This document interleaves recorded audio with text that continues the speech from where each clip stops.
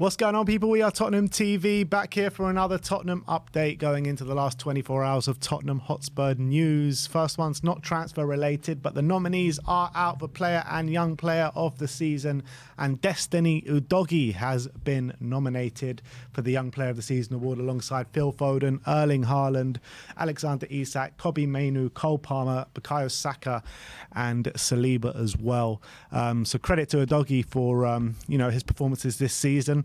I do feel like if you're going to nominate a Tottenham player for Young Player of the Season, I probably would have sided with Mickey van der Ven over Dani Udogie. But look, you got to give him credit for getting the recognition. Like, he has had a good season, so it is deserved. But I just don't get this whole Young Player of the Year thing. Like Alexander Isak, 24 years of age, Phil Foden, 24 years of age. These guys are not like young players anymore. No, it's ridiculous. And Foden's got over 250 appearances for Man City as well. So the fact that he's in the same bracket as people like Kobbie Mainoo, who's only just broken into the team and is at 18 years of age, I do think it's a bit ridiculous. But credit to Dani Udogie. I thought great first season. Obviously, he has played a lot of football as well, has been pretty consistent throughout the season, and I do think he's worthy of a nomination. Obviously, we do have a few players who could be nominated. Saar might have been in there. As I say, Van der Ven, I think, is very unlucky to miss out, maybe because he had that long injury.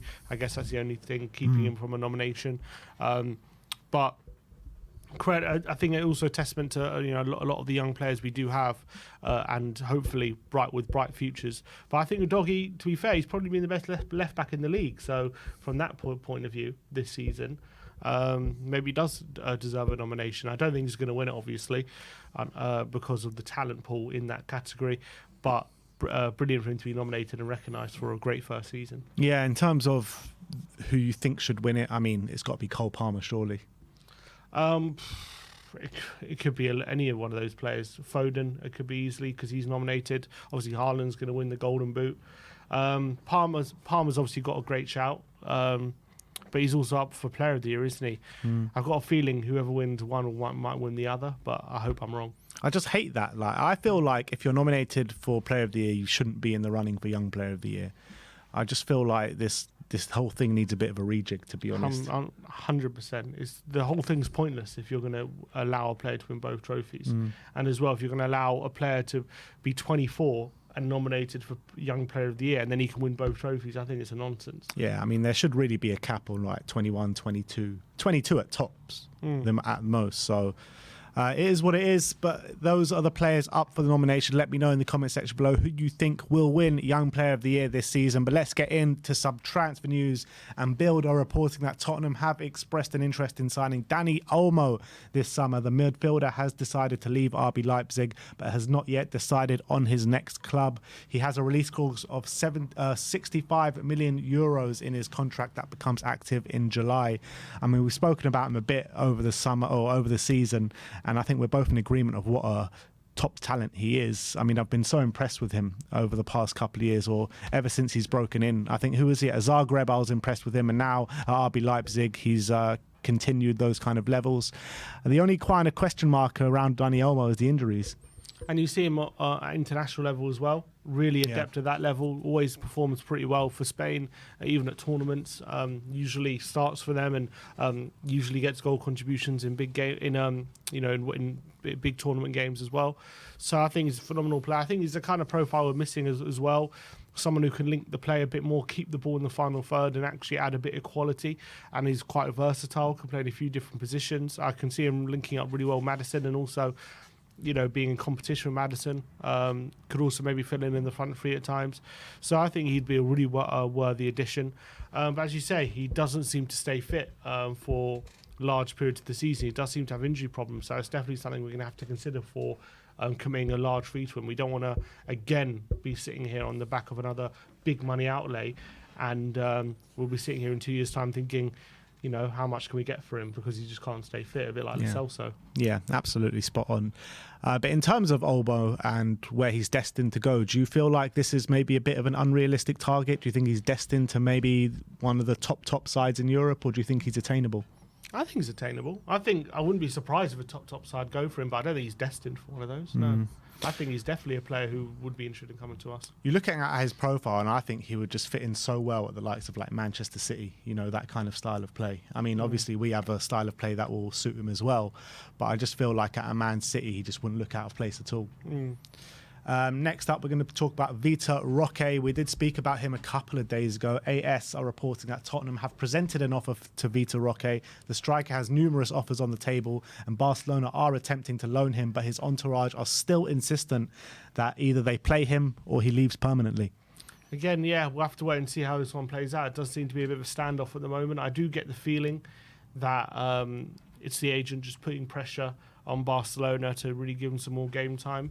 Look, he's only 19, so he's still got a lot of time on his side, but he seems to be very impatient. So I don't know if Tottenham's going to be his destination next season. It'll be interesting if we are seriously interested in him, but I feel like our name is being used to put pressure on Barcelona, I feel.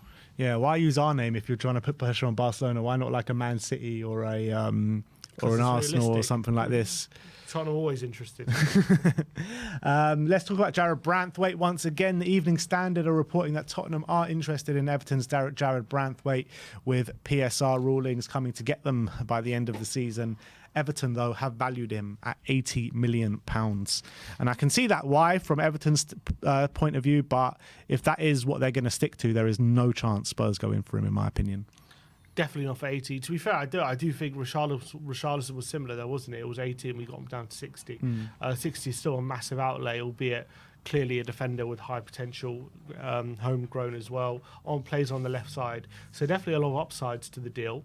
I don't think it's necessary to be spending 60 million on a defender, but I wouldn't be upset if Branthwaite was one of the ones brought in, but I'll be shocked if we're going to commit such a big outlay to him.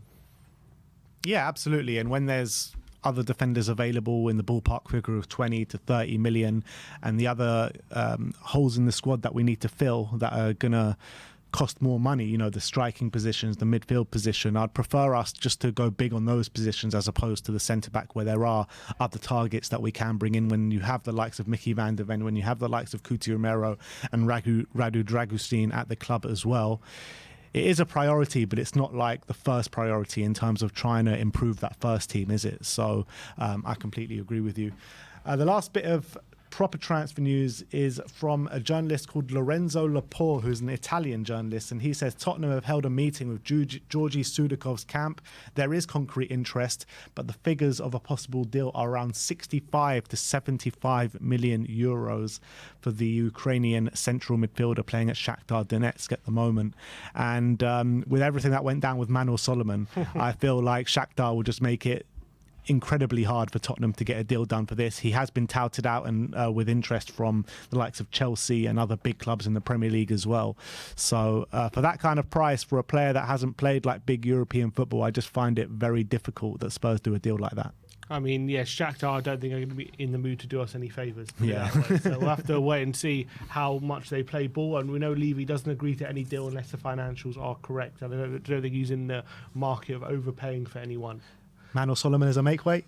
Maybe we could do that. You know, they can have their player back. But look, maybe it's a deal that we are willing to do. But I think something tells me that if we're going in for a player of that age and that kind of experience, I don't know if we're going to be looking to pay 70 million for him. Yeah, as opposed to like you look at what Chelsea are going through with Mykhailo Mudryk at the moment. He was at Shakhtar as well, wasn't he?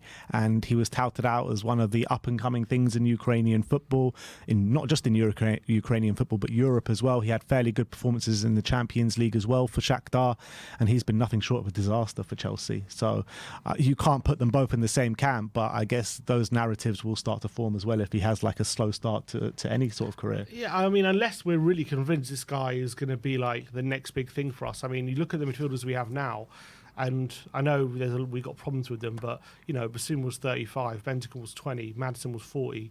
Like, I don't think we're going to be looking to really sign a player in the market for 70 million unless we're convinced, all right, this is going to be a starter for us. And I don't know if Sudakov is that. Yeah, well, I don't know either, but there is a growing excitement around him, though, in that position. Last but not least, let's talk about Lucas Bergval as a publication Gladbach Live, which is a newspaper that talk all things Borussia Mönchengladbach. They say that Tottenham could loan Lucas Bergval with Borussia Mönchengladbach in the market for such a deal. It all depends on Tottenham and the decisions they make with Bergval this summer, but Gladbach would be seemingly keen if the opportunity does arise. And I feel this is an interesting one because, you know, Bergval, still a young boy, going to come to Tottenham in the summer. Is he going to get the opportunities to play week in or get the desired minutes that he wants? And I feel like when you're looking at a development of Lucas Bergval going to the Bundesliga, which is a really good league, as you can see with all the European teams, how they're doing this season, and how they nurture talent as well. You see all young players go there and come out better for it. I feel like this could be a really good move for him. I think it'll be a great move if we can get him to Gladbach on loan, and I think that'd really help his development. You see, as you said, right now Bundesliga seems to be a really great home for young talent from the EPL, either permanently moving there to, you know, really find a home, or going out on loan and coming back to the EPL. I think we've seen it numerous amount of times now, and if they're going to give him regular first team football, for, you know, in a league which encourages attacking football, encourages pressing, would really help him come back to Spurs. And obviously, the German league isn't to be sniffed at. You know, 2 teams in the semi-finals. You got Leverkusen in the semi-final, probably in the final of the Europa League as well. Like, it's a league that's doing quite well at the moment and underrated. I don't, you know, people call it a farmers league, and as much as I think maybe the middle and bottom teams aren't as good, you look at the top teams that are performing extremely well in the top European competitions, and you can't underestimate that. So I think him going to Gladbach and developing there for a year would be fantastic. But I would like just to give him a pre-season and just take a good look at him and make a decision whether we're definitely not don't think he's going to be ready for the new season.